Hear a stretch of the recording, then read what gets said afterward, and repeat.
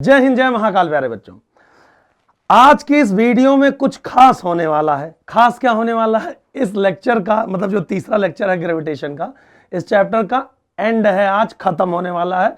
मतलब इसके बाद हम लोग क्वेश्चंस करेंगे। अब एक खास बात मैं आप लोगों को बता दूं, ये तीसरा लेक्चर है ग्रेविटेशन का। अगर आप कहीं से गिरते पड़ते इस लेक्चर में पहुंच गए हैं और आपने बाकी दो लेक्चर मिस कर दिया है, तो पहले जाकर के वो दोनों लेक्चर देख लें, नहीं तो कुछ समझ में नहीं आएगा। कोई बात आपको समझ में आना होगा, ठीक है। तो प्यारे बच्चों, एक बार फिर से मैं आप लोगों का सीडीएस जुगाड़ से के इस रंगमंच पे दिल से स्वागत करता हूं। जी हां, मैं हूं विनीत ठाकुर, आपका फिजिक्स मेंटोर, आपका भाई, जो कि तीसरा लेक्चर यानी टॉपिक का क्या नाम है आपको दिख रहा होगा। टॉपिक का नाम ये है टोटल एनर्जी ऑफ सैटेलाइट। आप सबको पता होगा कि सैटेलाइट के बारे में हमने कल एक बात कही थी। वो क्या बात थी? वो ये बात थी कि भैया सैटेलाइट के पास, मतलब किसी प्लैनेट के चारों तरफ सैटेलाइट घूमता है। सैटेलाइट की जो ऑर्बिटल वेलोसिटी थी वो ना तो सैटेलाइट के रेडियस पे डिपेंड करता है, ना ही सैटेलाइट के मास पे डिपेंड करता है। सैटेलाइट का जो ऑर्बिटल वेलोसिटी है वो प्लैनेट के मास पे डिपेंड करता है, प्लैनेट के रेडियस पे डिपेंड करता है। समझ रहे हो ना बात को? तो ये वाली बात भी हुई थी, उसका फॉर्मूला भी हमने सीखा था। अब जरा समझते हैं कि चीजें क्या है, कैसे है। अब से मान लो कोई प्लैनेट है, ठीक है भैया। मान लो कोई प्लैनेट है जिसका रेडियस कितना है भैया, उसका रेडियस हमने ले लिया कितना, r, और प्लैनेट का मास कितना है, कैपिटल M, और एक सैटेलाइट है जिसका मास कितना है, स्मॉल m, और यहां से h हाइट पे ऑर्बिटल वेलोसिटी v नॉट से क्या लगा रहा है, चक्कर लगा रहा है,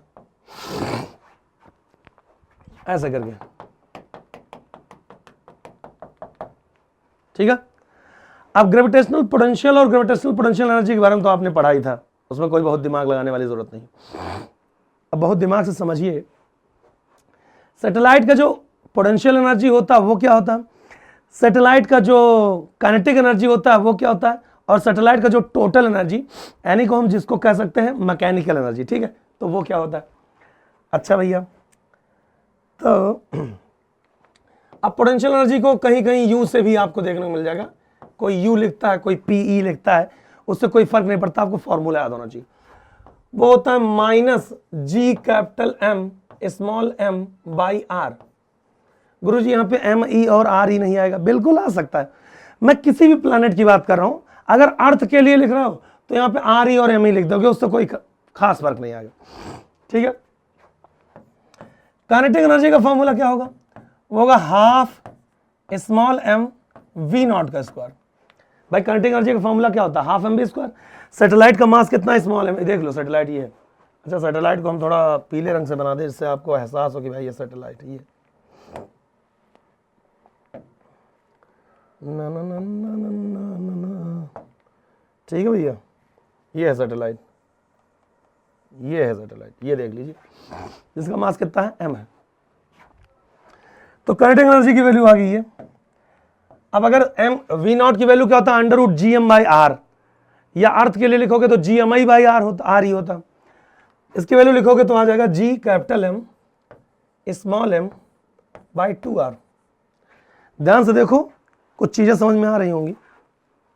ये minus G capital M small M by R है, ये G M small M by 2r है, ठीक है। अब अगर टोटल एनर्जी की बात करेंगे, या फिर इसी टोटल एनर्जी को मैकेनिकल एनर्जी भी कहते हैं। ये टी ई और एम ई क्या है, टोटल एनर्जी, और ये है मैकेनिकल एनर्जी, आंतरिक ऊर्जा, ठीक है। मैकेनिकल एनर्जी का मतलब क्या हो जाएगा? ये हो जाएगा पोटेंशियल एनर्जी और प्लस काइनेटिक एनर्जी। ये अगर माइनस एक्स है, ध्यान सुन लो, ये अगर माइनस एक्स है तो यहां पे ये एक्स बाई 2 लिखा हुआ है।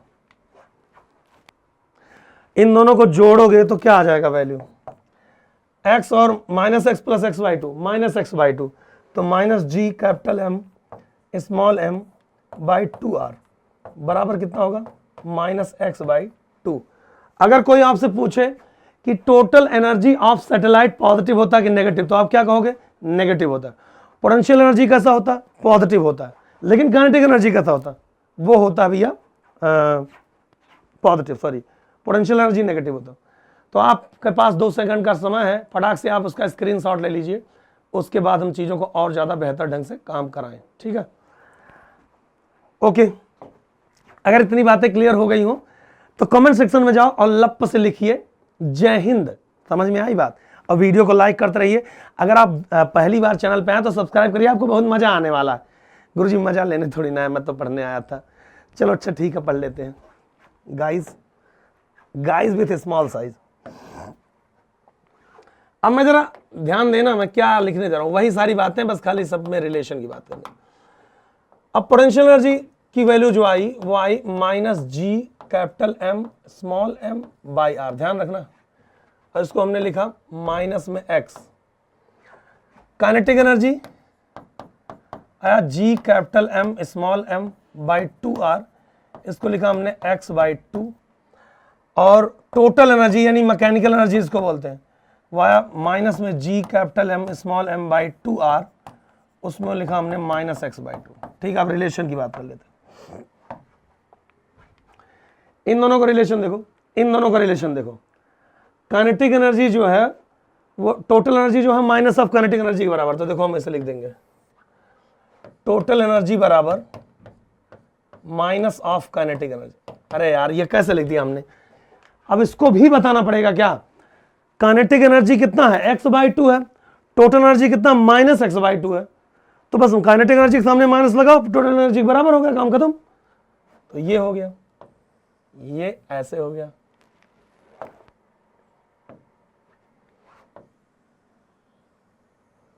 ये ऐसे हो गया।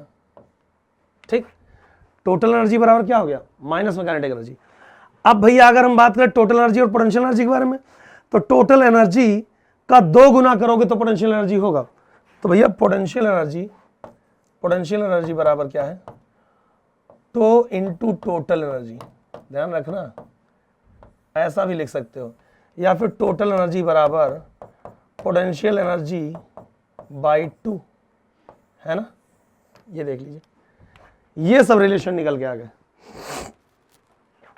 Potential energy by 2, total energy चाहे इसके फॉर्म में चाहे इसके फॉर्म में। काइनेटिक और पोटेंशियल का क्या रिलेशन होगा? काइनेटिक और पोटेंशियल का, तो काइनेटिक कहाँ गया? ये पोटेंशियल है और ये काइनेटिक है। अगर हम लिखें पोटेंशियल एनर्जी बराबर, दो पोटेंशियल एनर्जी, टोटल एनर्जी का कितना है? 2 गुना, माइनस 2 इंटू काइनेटिक एनर्जी। ठीक है, या फिर लिख सकते हैं काइनेटिक एनर्जी बराबर माइनस पोटेंशियल एनर्जी बाई 2। खूब सारे फॉर्मूले इसके आगे, और ये मैं आपको 100% गारंटी के साथ कराऊं, ये इंपॉर्टेंट है, यहां से क्वेश्चन आ सकता है। ठीक है, अरे भैया समझ में आई बात ना सबको?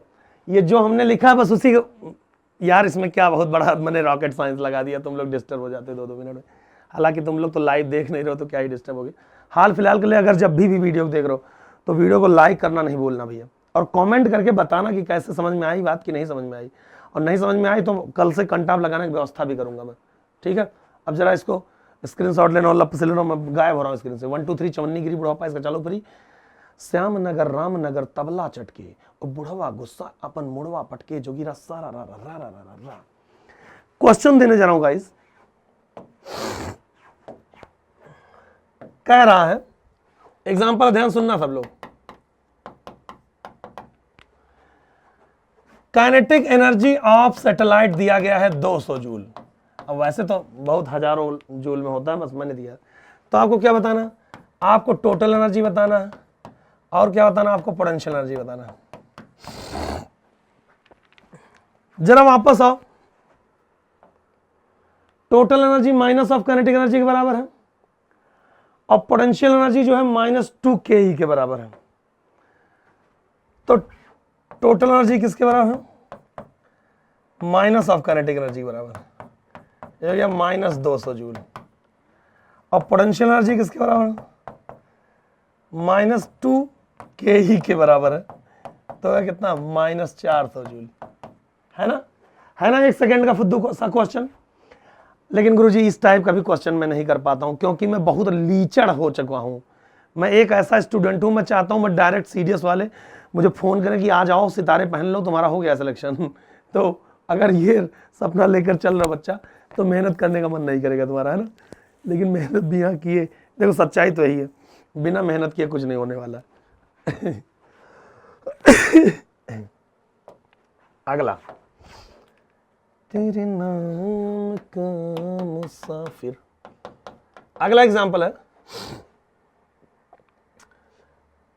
टोटल एनर्जी दिया गया है माइनस का 500 जूल। आपको पोटेंशियल एनर्जी बताना है और आपको काइनेटिक एनर्जी बताना है। बताओ। 1 2 3 4। वीडियो को पॉज करिए, क्वेश्चन को सॉल्व करिए, 1 सेकंड का क्वेश्चन है, और कमेंट सेक्शन में जाओ, तुरंत लिखो, तो समझ में आएगा कि सच में आपने वीडियो को देखा और प्रॉपर ढंग से क्वेश्चन लगा। समझ में आई बात? तो जरा देखते हैं कितना। अब मैं, तुम लोग वीडियो को पॉज करके लगाना, ईमानदारी से देखना, ये सब नहीं नौटंकी किए रहे और बाद में झूठ मूठ का। बहुत लोग ऐसे भी इसमें निकल सकते हैं कि वीडियो देख करके आंसर आ गया, फिर वही आंसर जाके नीचे चिपका दे रहा कि गुरुजी मैंने खुद किया है। ठीक है, तो पोटेंशियल एनर्जी बराबर क्या होता है भैया? 2 इंटू टोटल एनर्जी। ये कितना हो जाएगा? माइनस, मतलब 2 इंटू माइनस 500 जूल, ये है माइनस में 1000 जूल, ये हो गया। काइनेटिक एनर्जी क्या होता है? काइनेटिक एनर्जी होता है माइनस ऑफ टोटल एनर्जी, तो हो गया कितना? 500 जूल। 1 सेकंड के अंदर तो आंसर आ गया, इसमें क्या इतना बड़ा दिमाग लगाना था। ठीक है, तो मुझे लगता है इतनी बातें क्लियर। ऐसे क्वेश्चन आएंगे तो तुरंत ही लगा ले जाओगे। फिर आगे बढ़ाएं मामले को। अब क्या है?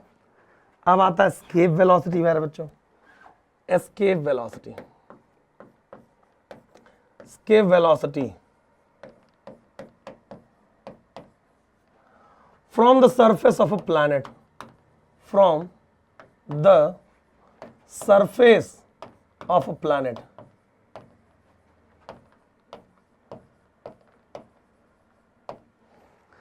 Escape velocity from the surface of a planet.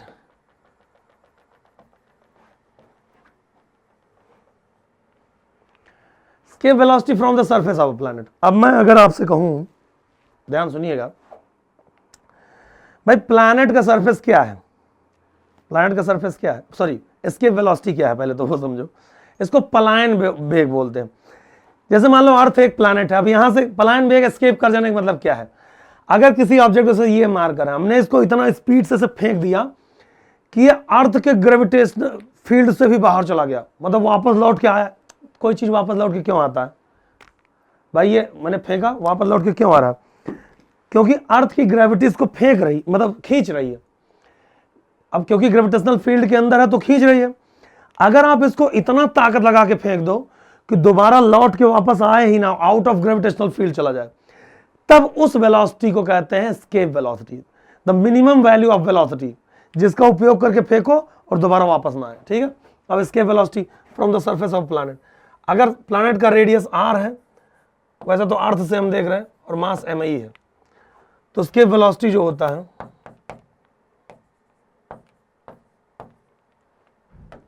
Escape velocity का फॉर्मूला क्या होता है? एस्केप वेलोसिटी का फॉर्मूला होता है √2gme अपॉन re। हाँ जी हाँ, ये होता। अब ये बहुत ही प्यारा सा टॉपिक है, तो इसको बड़े प्रेम से जो है आप लोग, एस्केप वेलोसिटी कितना होगा? 2gme upon re, 2gme upon re, 2gme upon re। अब आप सबको पता है GME की जो वैल्यू होती है वो GRE स्क्वायर के बराबर होती है। अभी कल ही मैंने लिखवाया था। अरे स्मॉल जी बराबर GME upon RE square, small G और कैपिटल जी में रिलेशन पढ़ा रखा है पहले लेक्चर में यार, तो रखो वैल्यू। वैल्यू जैसे ही आप रखेंगे क्या आंसर आ जाएगा? VE बराबर अंडर रूट में, ध्यान सुनो, 2GME की जगह पे 2GRE स्क्वायर आएगा, RE स्क्वायर से RE कट जाएगा, तो क्या बचेगा? 2GRE। क्या बचेगा भैया? 2GRE। तो अर्थ के सरफेस पे जो एस्केप वेलोसिटी का फॉर्मूला आ गया वो ये आ गया। और जेन्युइनली बताएं, अर्थ के सरफेस पे जो एस्केप वेलोसिटी की वैल्यू आती है 11.2 इंटू 10⁻³ मीटर पर सेकेंड, या फिर कहीं कहीं इसको 11.2 किलोमीटर पर सेकेंड भी आपको देखने को मिल जाएगा। ठीक है भैया,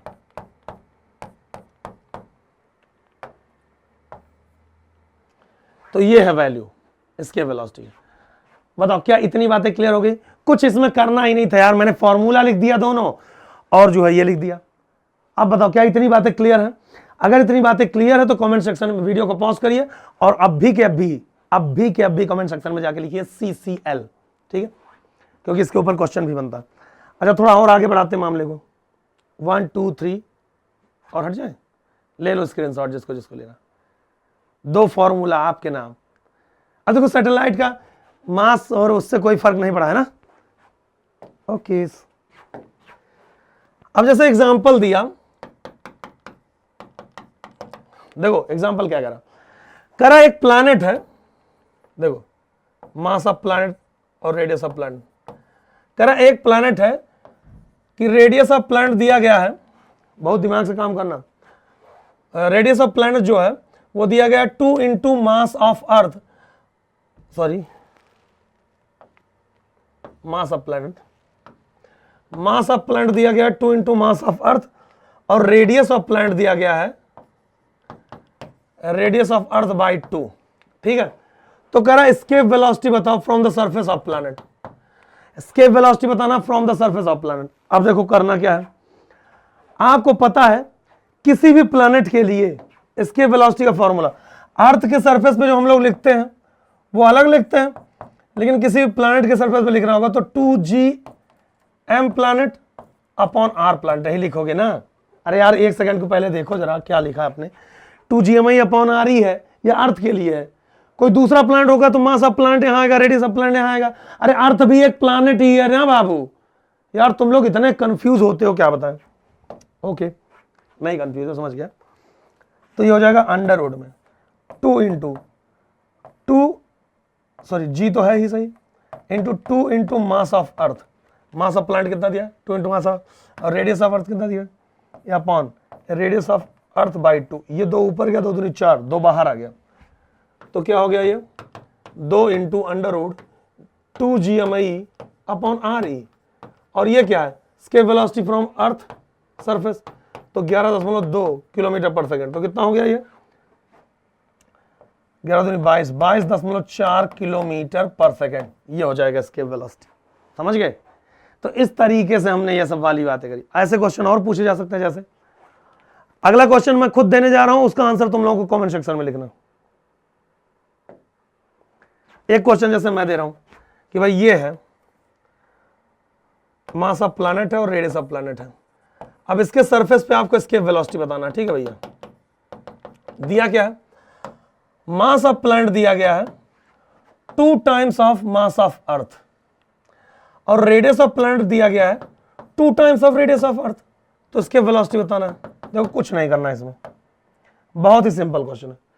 वीडियो को पॉज करिए, वीडियो को पॉज करो और आंसर जाके कमेंट सेक्शन में लिखो। वैसे तो मैं बता दे रहा हूं, वीडियो को पॉज करो, तुम लोग देखोगे नहीं, कसम है सबको जितना भी लोग देख रहे हैं, अगर कसम से बता रहा हूं तुम लोग अगर वीडियो को पॉज करके नहीं लगाना, ऐसा मंत्र मार दूंगा तो अच्छा ही गायब हो जाएगा। 2 into mass of planet upon radius of planet, ये है अंडर रूट में 2 इंटू मास ऑफ प्लैनेट क्या है 2 इंटू ME, सॉरी जी तो है ही, 2 इंटू जी और मास ऑफ प्लैनेट के जवाब क्या लिखेंगे 2 into mass of earth upon. अब जैसे रेडियस ऑफ प्लैनेट भी 2re दिया है, देखो कितना कमाल का क्वेश्चन है। रेडियस ऑफ प्लैनेट पे लिखेंगे 2 रेडियस ऑफ अर्थ। अब देखना 2 से ये 2 मर गया, बचा क्या, ये बचा अंडर रूट में 2gme अपॉन re। ये कौन है, ये तो वही पुराने मौसा जी हैं भैया, ये पुराने मौसा जी नहीं है। तो इसकी वैल्यू कितनी होती है 11.3 किलोमीटर पर सेकेंड। ये बहुत ही सिंपल क्वेश्चन था, है ना। तो ये वाला भी हो गया। ये जो है ये क्वेश्चन के तो आसान क्वेश्चन था, इसमें कोई बहुत दिमाग लगाने वाली बात तो थी नहीं, ठीक है। लेकिन अब ऐसे ही अगर एक क्वेश्चन और मैं आपको दे दूं तो क्या कमेंट सेक्शन में जाके आंसर लिख पाओगे? दम है तो मैं देने जा रहा हूं वही क्वेश्चन भैया। इसमें कुछ नहीं करना था, ये बड़ा ही मतलब कि आसान सा क्वेश्चन है। मैं आपको अगर ये क्वेश्चन दे दूं, जैसे एग्जाम्पल है, देखो आंसर तो मुझे भी लगाना ही पड़ेगा, बट ध्यान देना। मास ऑफ प्लैनेट है और रेडियस ऑफ प्लैनेट दिया गया, इसके सरफेस पे इसके वेलोसिटी बताना है। मास ऑफ प्लैनेट दिया गया है 3 इंटू मास ऑफ अर्थ और रेडियस ऑफ प्लैनेट दिया गया है रेडियस ऑफ अर्थ बाई 3। जो दिमागदार बच्चा होगा 1 सेकंड के अंदर आंसर निकाल देगा। बोलो कैसे? उसको पता 3 है और ऊपर भी 3 है, 3 3 9 अंदर होगा अंडर रूट में, बाहर आएगा 3, तो 3 इंटू उसके velocity on the surface of earth यानी 11.2 इंटू 3 कर देगा और कितना आ जाएगा आंसर? 33.6 किलोमीटर पर सेकंड। बट ठीक है, फिर से मैं सॉल्व कर रहा हूं। वीडियो को पॉज करके सॉल्व करके कमेंट सेक्शन में जाके आंसर लिख लें, ठीक है? चलिए, तो इसके वेलोसिटी आ जाएगा कितना आंसर? अंडर रूट में 2g mass of plant upon radius of plant. कुछ नहीं करना, अंडर रूट में 2g है ही, 3 into mass of plant upon re/3 है। अब ये 3 ऊपर गया, 3 3 9, 9 अंडर रूट में है, 3 बाहर आ जाएगा तो हो जाएगा 3 और अंडर रूट में वही 2gmi अपॉन re, और इसकी वैल्यू कितनी होती है? 11.2 किलोमीटर पर सेकेंड। कितना हो गया? 33.6 किलोमीटर पर सेकेंड। जिसका भी आंसर आया होगा उसने कमेंट सेक्शन में लिखा होगा। वीडियो समझ में आया तो लाइक भी जरूर करना, ठीक है? अब सबसे लास्ट टॉपिक क्या है भैया? वो है Kepler's law. Kepler's law. Kepler ने कितने टोटल नियम दिए और क्यों दिए? देखो, केपलर ने स्टडी किया कि जो प्लैनेट्स होते हैं और जो सैटेलाइट्स होते हैं और जो सन होता है, इन सब का जो मोशन होता है वो क्या होता है। वैसे तो बेसिकली उन्होंने मोशन ऑफ प्लैनेट्स के बारे में किया। जो केपलर्स लॉ वो किसके बारे में हम लोग पढ़ेंगे इसमें?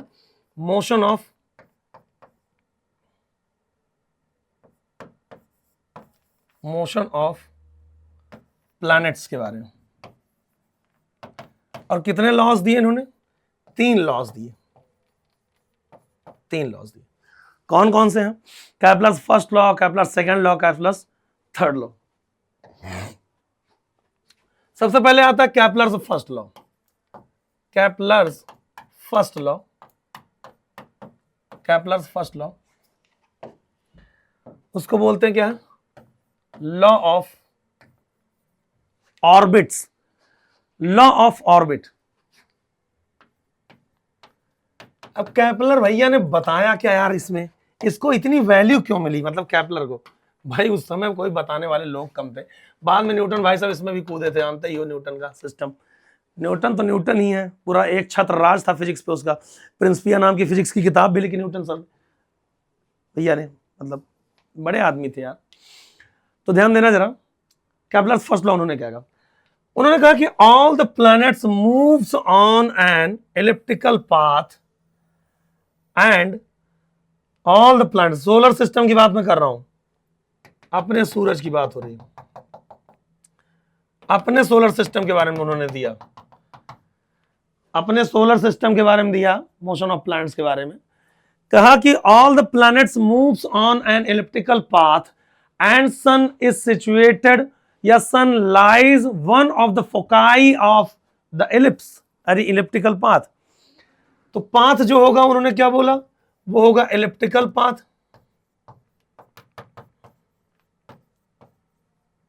ठीक है। अब आप सबको पता है कितने फोकस होते हैं? 2 फोकस होते हैं एलिप्स में। ये मेजर एक्सिस होता है, माइनर एक्सिस होता है। उन्होंने कहा सारे के सारे प्लैनेट जो होंगे वो इलिप्टिकल पाथ में मूव करेंगे। सूरज कहां पे होगा भैया? ये सन है, one of the foci of the ellipse. दो फोकस होते हैं ना, दोनों में से किसी एक फोकस पे सूरज होगा और जो प्लैनेट होगा वो ऐसे मूव कर रहा होगा। ठीक है, कुछ इस तरीके से। All the planets moves on an elliptical path and sun lies one of the foci of elliptical path या फोकाई ऑफ ऑर्बिट। जितने भी प्लैनेट्स होते हैं वो इलिप्टिकल पाथ पे मूव करते हैं, और जो सूरज होता है वो इलिप्टिकल पाथ के किसी एक फोकस पे लाई करेगा, बैठा रहेगा। मतलब बैठ के कबूतर थोड़ी ना है, मतलब लाई करेगा। ठीक है, तो ये बात क्लियर हो गया। केपलर्स फर्स्ट लॉ, जिसको क्या कहते हैं? Law of orbits. ये बात क्लियर हो गया बेटा। अब आओ दूसरा। भाई साहब ने दूसरा नियम भी दिया। भाई साहब का एकदम जलवा था भाई उस टाइम पे, बस खाली एक बार चोरी करते हुए पकड़े गए थे, वहीं पे भी इनका बहुत बेइज्जती हो गया था। Kepler's second law. अब इनको मैंने बहुत बार कहा भैया ना, ये सब चोरी चकारी छोड़ो छोड़ो छोड़ो, लेकिन नहीं माने। केपलर्स सेकंड लॉ, इसको बोलते हैं law of areal velocity. Law of a real वो वाला एरियल नहीं जिससे कपड़ा धोया जाता है, वेलोसिटी। नहीं तो पता चलेगा गुरु जी एरियल और क्या नाम है निरमा और घड़ी सरफ का डिटर्जेंट पाउडर का कौन सी वेलोसिटी है। एरियल वेलोसिटी का मतलब क्या होता है, जैसे लीनियर वेलोसिटी में क्या लिखते हो आप, distance upon time, displacement upon time, ऐसे एरियल वेलोसिटी में होता है एरिया अपॉन टाइम। वो कैसे होता है अभी मैं समझाऊंगा आपको। इन्होंने क्या कहा कि भाई इलिप्टिकल पाथ बना रहा हूं तो आप बुरा मत मानिएगा, इतना भी अच्छा मेरा आर्ट नहीं है, बस आपको समझाने की कोशिश कर रहा हूं, ठीक है। तो भैया जो सूरज होगा लाल कलर का बना देता हूं सूरज को, वो किसी एक फोकस पे होगा और दूसरा फोकस यहां पे ऐसे है, और प्लैनेट जो है वो चल रहा होगा ऐसे करके। कौन से कलर का, इस कलर का प्लैनेट ले लेते हैं। अब भैया प्लैनेट जो है, मैं समझा रहा हूं आपको, पहले मैं फिगर ड्रॉ कर लूं, उसके बाद तुम लोग एक तो बहुत जल्दी ही मरना मौत करने लगते हो यार।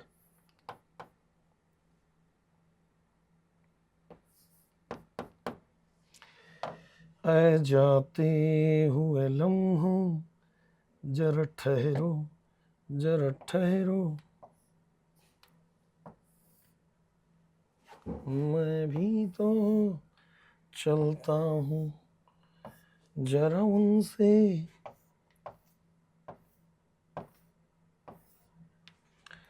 जो एक बादलों में है उनसे कहूं तो। अकॉर्डिंग टू एरियल वेलोसिटी, मतलब areal law of areal velocity, according to Kepler second law, कहते हैं कि when the planet moves on elliptical path, at that time the line joining sun and planet cross equal area in equal interval of time. We can say, in other words, we can say the aerial velocity of planet will be always constant. ये कह रहे हैं सीधा सीधा कि जब ये जो ये क्या है, ये प्लैनेट है, ये जो प्लैनेट जब ए से बी गया, ध्यान सुनिएगा, कहां गया ये प्लैनेट, जब ए से बी गया, ए से बी, और यहां पे मान लो सी से डी गया, ए से बी जाने में मान लो टाइम इंटरवल डेल्टा टी1 लगा यहां पे, और एरिया जो कवर हुआ ये डेल्टा ए1 हुआ। अभी मैं समझा रहा हूं, डेल्टा टी2 लगा टाइम और एरिया डेल्टा ए2 लगा। ध्यान समझिए, उन्होंने कहा जब सन और प्लैनेट मूव कर रहे हैं तो सन ऑन प्लैनेट को जोड़ने वाली जो लाइन है, अब मैं लाइन कहां से ले आऊं, रुक जाओ भाई,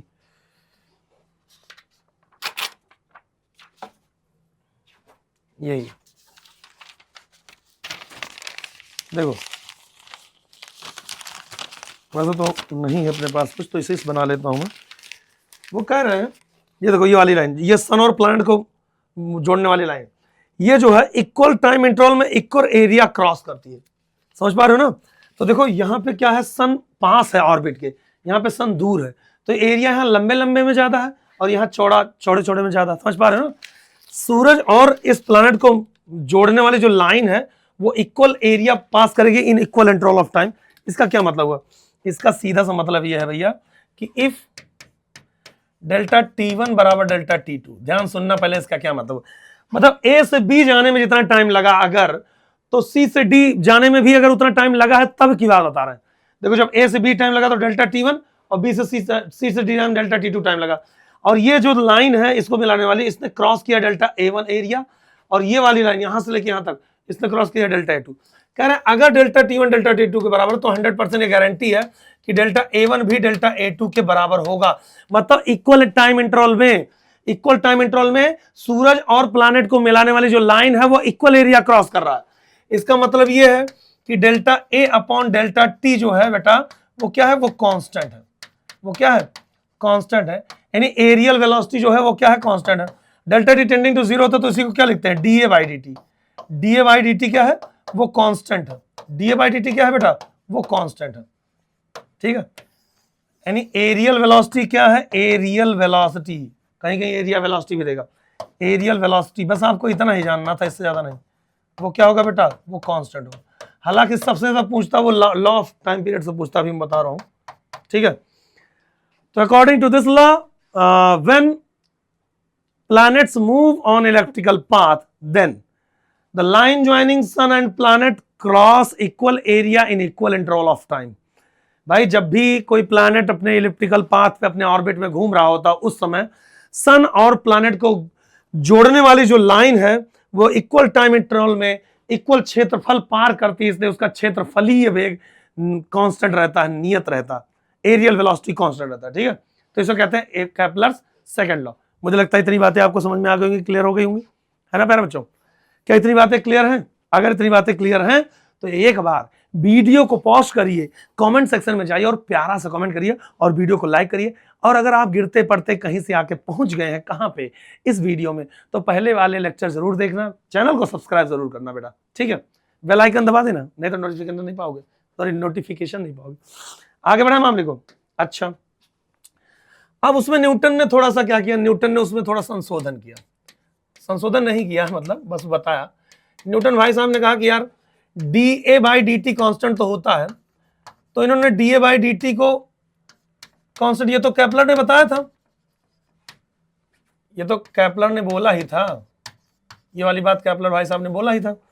तो न्यूटन भाई साहब ने क्या किया, न्यूटन भाई साहब ने ये वाली बात लिखी, D A by D T equals to लिखा उन्होंने एल बाई टू एम, ये लिखा।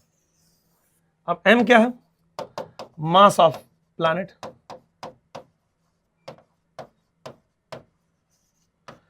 और एल क्या है, एंगुलर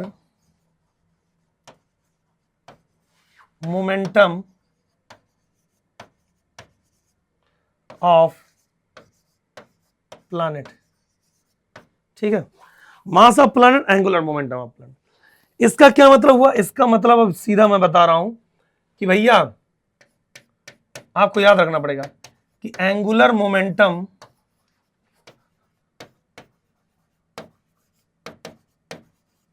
जो होगा वो भी क्या होगा, कांस्टेंट होगा। ठीक है, एंगुलर मोमेंटम भी क्या होगा, कांस्टेंट होगा। ये न्यूटनवा ने बताया, पहले केपलरवा तो यही बात करके गया था ना कि भाई D A by D T constant रहेगा, क्षेत्रफलीय वेग यानी एरियल वेलोसिटी कांस्टेंट रहेगा।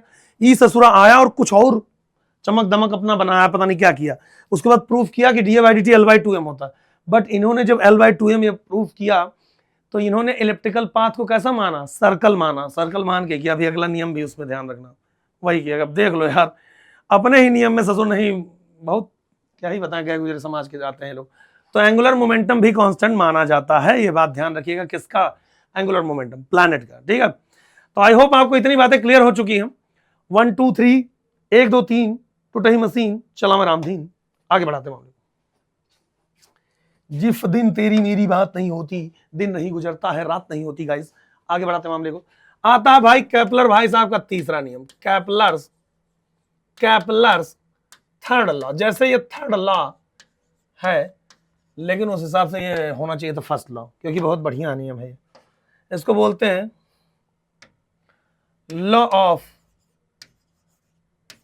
Time period. प्यारे बच्चों, आप लोग बहुत ज्यादा गए गुजरे टाइप के समाज के लोग नहीं हैं। आप जो हैं बहुत ही नाली के कीड़ों जैसा जिंदगी आपने गुजारी। अब केपलर ने देखो जरा कितना बड़ा ये दोगलापन इसने किया। पहला नियम इसने दिया और बताया, कहा कि भैया इलिप्टिकल पाथ होता है। ठीक बोला, खुद ही बोला इसने, दोगला। उसके बाद तीसरे नियम में ये क्या कहता है कि भैया होता इलिप्टिकल है, लेकिन तीसरा नियम देने के लिए थोड़ा आपको मानना पड़ेगा ऐसे कि भाई ये है प्लैनेट, सॉरी ये है ऑर्बिट, सर्कुलर ऑर्बिट, और ये है सन, और ये है प्लैनेट, ये है इनके बीच का गैप आर, और इनका जो टाइम पीरियड है वो क्या है, टी। अब देखो इलिप्टिकल पाथ था, लेकिन वो नियम देने के लिए इसने क्या किया, इसको माना क्या, लगभग सर्कुलर पाथ।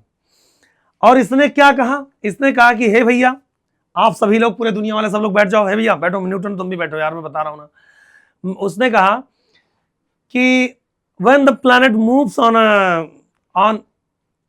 its orbit, बोल दो, क्योंकि इलिप्टिकल पाथ तो यहां बोल नहीं सकते हाल फिलहाल के लिए, होता है इलिप्टिकल, पहला नियम ही सही है।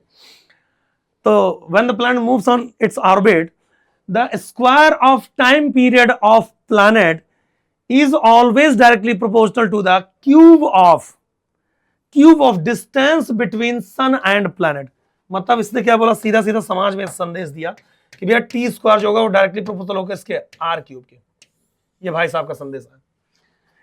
टाइम पीरियड अगर टी है, टाइम पीरियड क्या होता है यार, the time taken by planet to complete one revolution, one cycle, एक चक्कर पूरा करने में जितना समय लगता है ये भी बताना पड़ेगा यार। तो T square is directly proportional to R cube. R Q है डिस्टेंस सन और प्लैनेट के बीच के, टाइम क्या, ठीक है, एक चक्कर कंप्लीट कर, ठीक है।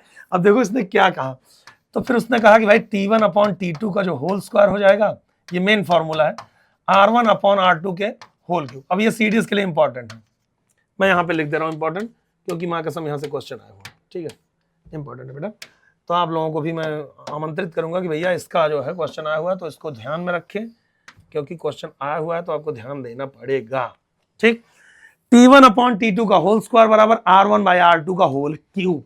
क्या इतनी बातें क्लियर हैं? अगर इतनी बातें क्लियर हैं तो सब लोग भैया कमेंट सेक्शन में वीडियो को पॉज करिए और जाके लिखिए CCL। उसके बाद मैं आप लोगों को कराने जा रहा हूं क्या, एक दो क्वेश्चन, और कल वाले वीडियो में आपको अभ्यास शीट भी करनी पड़ेगी।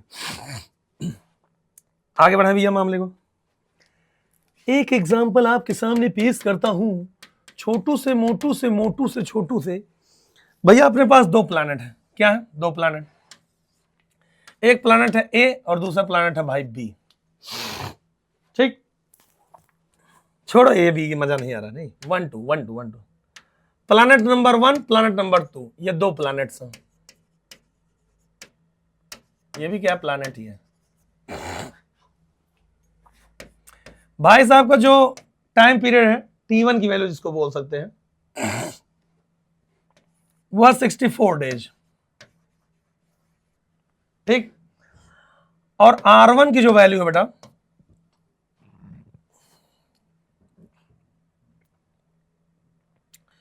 वो है 1000 किलोमीटर। और इनका भाई साहब का जो टाइम पीरियड है T2 है वो है 216 दिन। तो आपको R2 की वैल्यू बतानी है, कुछ करना नहीं है, 1 सेकंड के अंदर आंसर आएगा। लेकिन वीडियो को पॉज करिए, कोशिश करो कि लगाओ। पहला वीडियो तो वैसे पहला क्वेश्चन तो मैं ही करवाता हूं, लेकिन वीडियो को पॉज करो और खुद सॉल्व करो, सॉल्व करके बताओ कि आंसर क्या है। अब मैं सॉल्व कर दे रहा हूं। तो भैया फॉर्मूला क्या होता है, यहां पे कर दूं, यहां पे कर दूं, पहले इधर से लिखूं, इधर से देखो, मैं इधर होकर के लिख रहा हूं। T1 बाई T2 का होल स्क्वायर बराबर R1 बाई R2 का होल क्यूब। T1 की वैल्यू कहां गया, 64, बटे T2 की वैल्यू कितना गया, 216 का होल स्क्वायर बराबर R1 की वैल्यू कितना है, 1000 अपॉन R2 की वैल्यू निकालना है का क्यूब, ठीक। तो भैया ये सॉल्व करेंगे, कैसे हो जाएगा, देखो ये चीज हमने वैल्यू रख दी है। अब देखो ये जो पहले इसको इधर रखो, इसको पलट दो पहले तो यार, R2 upon 1000, R2 upon 1000, R2 upon 1000 हो गया ना। अब इधर क्यूब रूट लग गया, क्यूब रूट, और अंदर क्या है 216 इंटू 216, 216 इंटू 216 अपॉन 64 इंटू 64, ठीक। ये क्यूब रूट है, तो 216 का क्यूब रूट कितना निकलेगा, 6 इंटू 6 अपॉन ये 4 इंटू 4,